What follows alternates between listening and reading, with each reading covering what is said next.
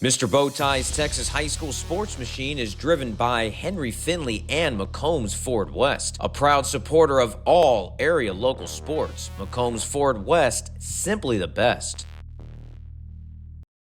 Hey folks, Mr. Bowtie here. Keep banging home that subscribe button on your screen so that way you can stay up to date on all the great area high school and local sports coverage TV, radio, and cheap web streams refuse to cover. And check out my Twitter at Mr. Bowtie 1982. It's fast, it's free, and the UIL will love you if you do it. Thanks so much and enjoy the show. The offensive line never ever gets a chance to get much exposure unless the quarterback's on his back or you get called for holding.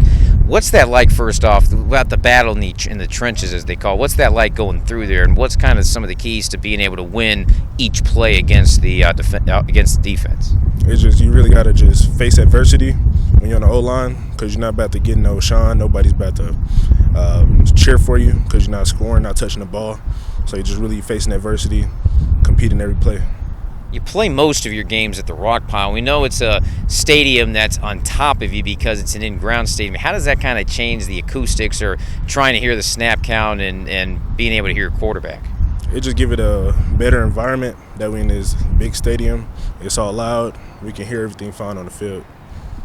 The SAISD, they don't get a lot of attention just because they haven't had a lot of success in the playoffs, but we know it's a very competitive district, how so many teams were close to winning in the playoffs last year. What's that like, trying to be coming from that underdog role as a team, not just in SAISD, but really in the city and across 5A? It's just giving us something more to look forward to, that we got to change the future, because we just these underdogs. Nobody really look at us because we're 5A and SISD, so we're just really trying to change that at Sam Houston. Tell me a little bit more about the offensive line, because we see it on tape, but it's all precision and motion. How do you keep your blocks? How do you not let somebody get past you and knock down your running back or your quarterback? Just tell us a little bit more detail of that. It just really take a lot of practice and technique. And after you do it enough, you'll eventually get comfortable and you can go out there and block and hold your blocks. What is that technique? You got kick steps, you got post steps. It's really a lot that go into it. People overlook it a lot because we're O-linemen and we're in the trenches and stuff, but it's a lot that really go into it. When you get into those games where there's a lot of fans and the quarterback goes to the silent count, how do the OL guys be able to keep that silent count and not jump off early? We just really, the way we run it, we pay attention to our center, and we just go off our center, and we just know when he's going to snap the ball or not snap the ball. And then there's the other thing about not going downfield early on a pass play and all that. How do you, when you can't see the quarterback and knowing when he's going to throw or if he's scrambling, how do you kind of gain that extra sense of knowing when he's taking off and not getting called for legal man downfield? You just got to really trust your team and trust your QB that he's going to know when to leave or know when we should be able to leave. And it's all about trust and having a team around you. How do you continue to get better and get some opportunities maybe to play at the college level, just because we know SAISD gets a lot of kids to college, but you just don't necessarily hear a lot of those names? Well, really just get your name out there in Twitter, camps, and just really become a big deal.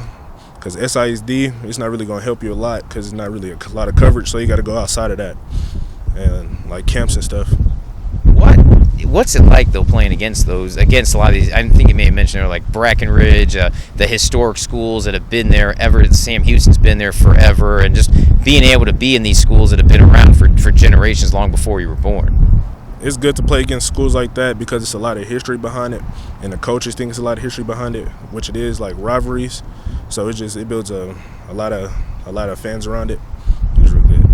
Is there kind of that brotherhood with the old linemen? Because Colton Thomas in the Smithson Valley tells me that no matter what school you're playing at, big or small, 10-0, 0-10, that the old line guys it's just kind of a fraternity. Yeah, it's really like a family. Because those are 4 guys or 5 total that you're going to stick with throughout the whole season, through practice, outside of practice, and school. That's just going to be your family for those 4 years that you're at that school. Of course, we can't forget about the Sam Houston band, because that's what everybody sometimes will come out to see, is the band. What's that like, playing in front of that band, not just a band, but that band? It just brings us energy every time they come out before the game. We hear them coming out. We in the tunnel. We getting ready. We're halftime we can hear them out there, bring the crowd some energy. It just really